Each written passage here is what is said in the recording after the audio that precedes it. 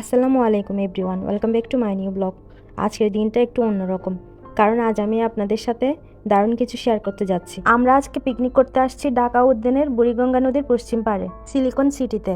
জায়গাটা এক কথায় মনের মতো, আর বাতাস আর পরিবেশটা পিকনিক করার মতো উপযুক্ত। আপনারা তো জানেনই প্রতিদিনের ব্যস্ততার মাঝে একটু সময় বের করা কতটা কঠিন, কিন্তু আজ আমরা সবাই মিলে বের হয়েছি একটা দারুণ পিকনিকের উদ্দেশ্যে। আজকের পিকনিকে শুধু আমরা নই, আমাদের সাথে আছে আপনাদের ভাইয়ার বন্ধুর পরিবার এবং আপনাদের ভাইয়ার পরিচিত এক আপু, তার হাজবেন্ড, সাথে বাচ্চারা, সব মিলিয়ে বেশ বড় 12 জনের একটা টিম। শসা, কন্টেন্ট প্লেট গ্লাস, এই হচ্ছে তোমার এই যে চাল, গ্রিন মশলা, তেল, আর এই যে মাংস 1.5 কেজি। বাজার যা যা লাগে তা ছেলেরা করে আসছে আগে, তারপর এদিকে যা যা বাসা থেকে নেওয়া দরকার এগুলো গুছগাছ করতেছিলাম। আর এদিকে আছে টিস্যু। আমরা একদম সকাল সকাল বাসা থেকে বের হয়ে পড়েছিলাম। ভাইয়া আবার পিকনিকের জন্য তরমুজ কিনলো একটা। আগের 2 দিন আগে আমাদের বাসায় তরমুজ কিনে একদম ভালো পড়ে নাই, তাই এবার ভাইয়া খুব দেখে শুনে সময় নিয়ে তরমুজটা কিনতেছিলেন। আমি সবার হয়ে রিভিউ দিয়ে দিতেছি। আসলে তরমুজটা অনেক বেশি মজা ছিল, একেবারে লাল টুকটুকে তরমুজটার রং ছিল। তো আমি আর ভাবি গাড়িতে বসেছিলাম। আমার অনেক বেশি খুশি লাগতেছিল পিকনিকের কারণে। পিকনিকের কথাটা আমি সবাইকে জানাই যে আমার মানে খোলা হাওয়া মুক্ত পরিবেশে পিকনিক করতে অনেক দিন ধরে ইচ্ছে করতেছে, আর আমার ব্লগের জন্য একটা পিকনিক করতে হবে। এটা জানার পরে সবাই এক কথায় রাজি হয়ে গেল। আর পিকনিকটা আসলে আমরা অন্যদিন করতাম, 26 তারিখে করলাম, কারণ একটা ভাইয়ার হচ্ছে আমাদের ভাবি হয়, বাবির ছুটি ছিল ওই দিনে, বাবির কারণে আমরা 26 তারিখে পিকনিকটা করি। তারপর আমরা তো প্রায় পৌঁছে গিয়েছিলাম, কিন্তু আপু আর ভাইয়াদের কিছু নিজস্ব কারণে তাদের আসতে অনেক বেশি দেরি হয়ে গিয়েছিল। আর যে ভাইয়া রান্না করবে তাকে তো দরকার ছিল বেশি। গাড়িতে অনেক বেশি গরম ছিল, বাচ্চা কাচ্চা নিয়ে আমাদের অবস্থা প্রায় নাজেহাল অবস্থা। তাই এই ঢাকা উদ্যানের এই আগারটাতে কিছুক্ষণ বিশ্রাম নিলাম আমরা। এখানে এসে বসার পর একেবারে মনেই হচ্ছে না গাড়িতে অনেক বেশি গরম ছিল। আচ্ছা, কমেন্ট করে জানান তো এই জায়গাটার নাম কি? গুগল ম্যাপে বলতেছে এটা তুরাগ নদী, আসলে আমি শিওর না। আপনারা যদি শিওর হয়ে থাকেন আমাকে কমেন্টে জানাবেন। গন্তব্যের চেয়ে কখনো কখনো পথের ধারের এই ছোট বিরতিগুলোই বেশি সুন্দর হয়। পিকনিকের যাত্রায় অন্যদের জন্য এখানেই অপেক্ষা করতেছিলাম, কিন্তু এই মুগ্ধকর পরিবেশ আর মন শীতল করা বাতাস যেন অপেক্ষার ক্লান্তিটুকু নিমিষেই বুলিয়ে দিল। ভাবি ই করবো এই দিতে ওই দেখ তোর এত ছিল সাহস কত বড়। হ্যাঁ, তো ব্লগার ভিডিও লাগাইছিস।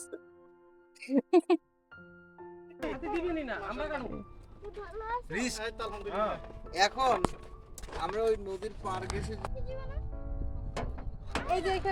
অবশেষে আমরা আমাদের পিকনিক স্পটে পৌঁছে গেলাম। জায়গাটা বেশ চমৎকার, চারপাশটা দেখলে মন ভালো হয়ে যায়। আমরা পৌঁছানোর পর ভাইয়ারা ঘুরে দেখছিলেন যে ঠিক কোথায় রান্নাবান্না আর বসার আয়োজনটাও জমিয়ে করা যায়। সত্যি বলতে প্রথম যে জায়গাটা আমরা দেখছিলাম সেটিও কিন্তু দারুণ ছিল, কিন্তু ভাইয়ারা চাচ্ছিলেন আরও একটু বেশি সুবিধা আর সুন্দর কোনো পয়েন্ট বেছে নিতে। তাই শেষমেশ সব দিক বিবেচনা করে আমরা এর চেয়েও সুন্দর আর জুৎসই একটা জায়গা বেছে বের করলাম। এখন শুধু আয়োজন শুরু হওয়ার পালা। আমাদের বাসা থেকে তো রান্নার সব সরঞ্জামে নেওয়া হয়েছে, কিন্তু মেন যে জিনিসটা ওইটা নিতেই ভুলে গেছিলাম, বিছানার চাদর। ভাগ্য ভালো যে আপু বিছানার চাদর নিয়ে আসছে, ওইখানেই বসছি। এই খাওয়ার পানি তো নিয়ে আসা লাগবে ভাই। খাওয়ার পানি তো হবে না। হ্যাঁ, খুলো। চলেন। এই ওই ভাই ফোনে লুটুতে তুমি ওই ইটা দাও, শ্রেণীটা দাও তুমি। না ওইটা এটা পানি পড়বে, পানি পরে পড়ো। আপনি তো এই থালি ভিতরে নিয়ে নেন, একটু পানি পড়বে না, সমস্যা নেই। বাবা চাদর ময়লা করলে কিন্তু তোমাকে আমি মাইর দিব।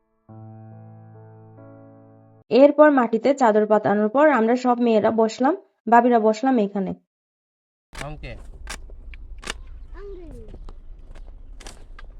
মেয়েদেরকে কোনো কাজে ডাকে নাই ওনারা, সব কাজ নিজেরা একাই করছে। তো ওইদিকে তরমুজ কেটে ভাবিদেরকে দিছে, মানে আমাদেরকে আর কি। ওই যে তোমার ভাই ব্রাদার দুইটা এদিকে আর আর বাকিগুলো ওইদিকে। ফ্যামিলি নেক্সট এখনো তরমুজটা কাটতে এরকম ডাকতে দিছে আমি জায়গা ভাই ফোনে লুটুতে তুমি ওই ইটা দাও, শ্রেণীটা দাও তুমি। না ওইটা পানি পড়বে। ভাই কইলাম তো ওরা গরু ওরা দিতে করবে থালি ভিতরে নিয়ে নেন, একটু পানি পড়বে না, সমস্যা নেই। ভাই রসুন এক দুই কোয়া দিলে হবে। কিসিস করব বালি তো সবাই রান্না বান্না করতেছিল ছেলেরা, আমরা বসেছিলাম যে যার মতো। আমি প্রকৃতি দেখতেছিলাম, অনেকদিন পর এরকম পরিবেশে এসে আসলে অনেক বেশি ভালো লাগতেছিল আমার। ভাইয়া কিন্তু এদিকে রান্না বসাই দিছে, সব কিছু একা হাতেই রান্না বান্না উনিই করছেন। আর সাথে হাসান ভাই মিলে ওনাকে কিছুটা হেল্প করছে, রিপন ভাইয়া সহ। ছেলেদের ভেতর তো সবাই কিছু না কিছু কাজ করছে, কিন্তু মেয়েরা একেবারে ছিল ফ্রি। তো এইদিকে তো বিরিয়ানি রান্নার জন্য মাংসটা কষানো হইতেছে। ভাইয়া কিন্তু খুব সুন্দর করে রান্না করতে পারেন। না এটা তুমি খেলা করো।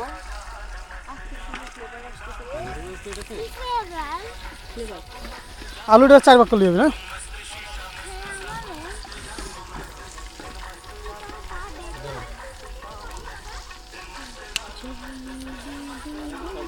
আর পেঁয়াজ রসুন কত দিবেন?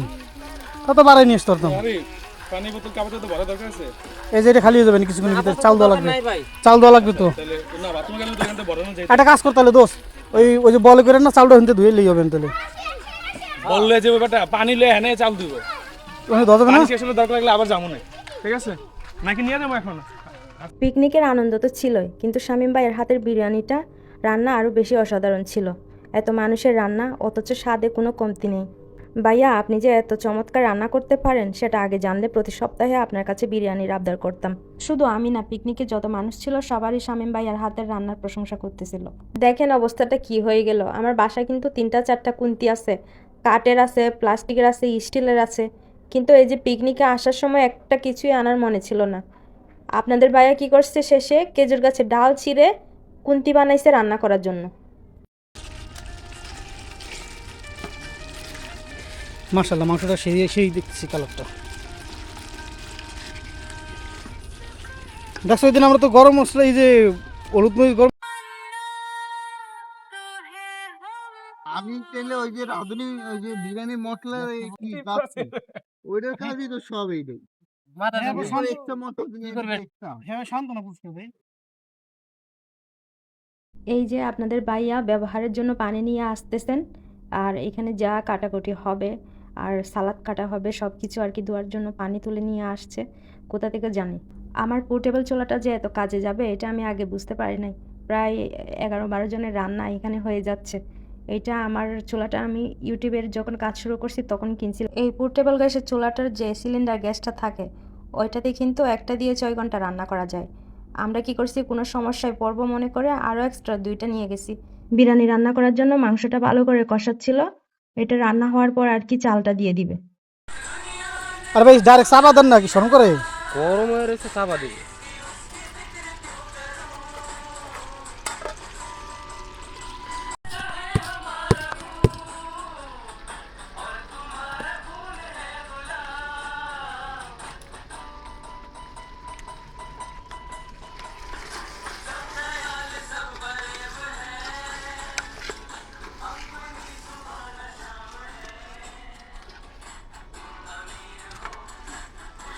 দেখ চাল দেখা যায়।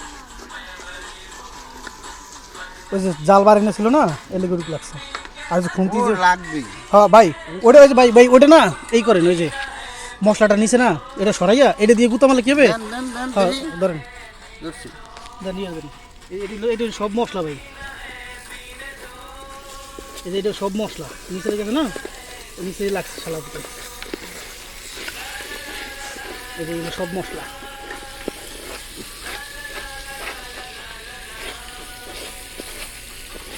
থাক, যেটু লাগছে ওটা পুড়িয়ে গেছে। Very good, শাবাশ। হ্যালো দেখেন না রিপন চন্দ্রপাল। এই ধুলা বালি।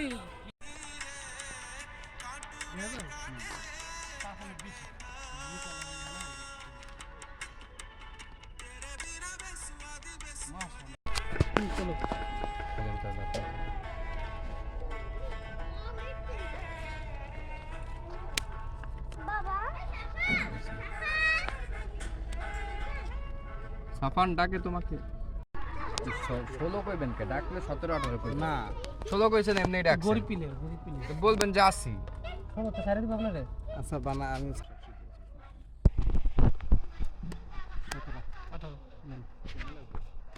তো রান্নাবান্না এদিকে প্রায় শেষ।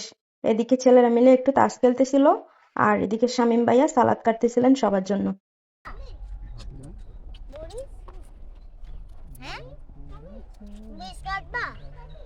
কাটবো না দেবর দে হাতে দিন দেন তাহলে জায়গা তো কি চাইলেন? ঠিকঠাক হবে জায়গা ভাবি সামনে একটু মানি লেখা দেন, মানি মানি ইজ দ্য পাওয়ার।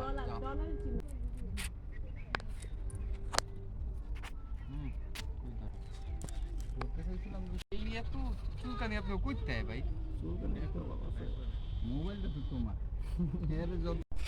ওরা লেখছে খাবেন নাকি, ও দেখা বলবে যে না খাবো না গরম, তখন আমি বলবো চাইলেও দিতাম না, ফর্মালিটিটাই জিগাইছি। তোমরা এমনি বসো বা তোমরা সিরিয়ালে বসো, সিরিয়ালে বসো। সিরিয়াল তুমি আইটু পিছা আইটু পিছা।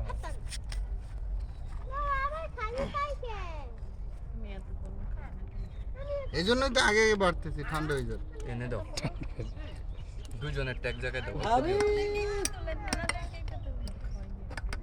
কাঁদেন আসলে দুজনের ডাক লোক ওরা অনেক দূরে।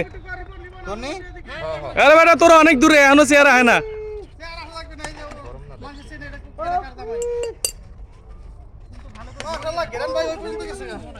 হ্যাঁ গ্রানটা ভালো বের হয়েছে। লিপি আয়সা বড় পিলি সরি হ্যাঁ নে তুই ভিডিও কর দর। এটা আমার আয় পরে বলে পানি আয় চলিও। ধোনা এখানে ধোয়ার সময় কি এগুলোর ওইদিকে পাস করো। ও ভাবি পুরিয়ে পাস করে দেন। তাদের আসেন, আপনি ধরো জায়গা ধরে রাখছে, তাদের আলগায় না, আলগায় না। ও ভাবি আসেন আসেন টানে নিতে হবে, টানে নিতে হবে। আসেন আসেন ভাবি খাওয়া দিয়ে আসেন। হাত দেবো, দাঁড়া আমি হাত দেবো বস্তু। আরিফ একদম বসে পড়।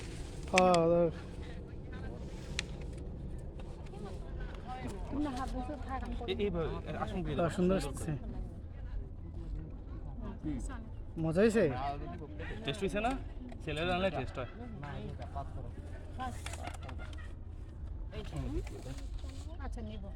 ওদিকে দেন ভাবি দেখতে পাবো। তালা দিছেন, লিবি বেরিয়ে দিছেন। আরো আছে এখানে, লাগে আরো নিতে পারবা। একটা দিলে বাকি। এই আরেকটা আছে ভাই, যে তরমুজ ছিল না, এটা খোলা, এটা আমাদের সমস্যা নেই। তাহলে এক্সট্রা কেউ খাবে? এটা এক্সট্রা স্পেশাল কোনো? আরে আপনি সেই ভয়ে দূরে যা বসে আছে, আপনি দিয়া যান, ডাকলাম আসলেন না কাছে। আপনি দিয়া যান না তুমি নিবা, ওই যে ভাবির কাছে গিয়ে বলো। চিন্তা কি আমরা বুঝে নেব, সে চাচ্ছে না কবুল বলতে। কাইতে মনে হচ্ছে না দুজনেই খাওয়াই ব্যস্ত, চুপচাপ চালু। না আমাদের ভাবি হাসতেছে। এটা তো মনে মনে আসে বলতে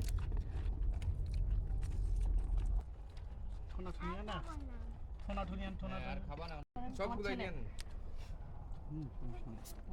বেশি হয়ে গেছে। ওই যে খাদক করে দেন মশা। এই হাসান, হাসান খাওয়া দাওয়া আর আড্ডার পর্ব শেষ করে আজকের দিনটি যেন একরাশ প্রশান্তি দিয়ে শেষ হলো। বিশেষ করে শেষ বিকেলে যখন ক্লান্ত লাগছিল, তখন ভাইয়া আমাকে হুইল চেয়ারে পুরো জায়গাটা ঘুরিয়ে দেখালো।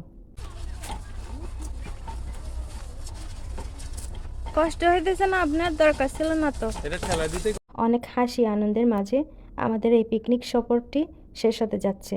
এই স্মৃতিগুলো মনের ফ্রেমে বন্দী হয়ে থাকবে।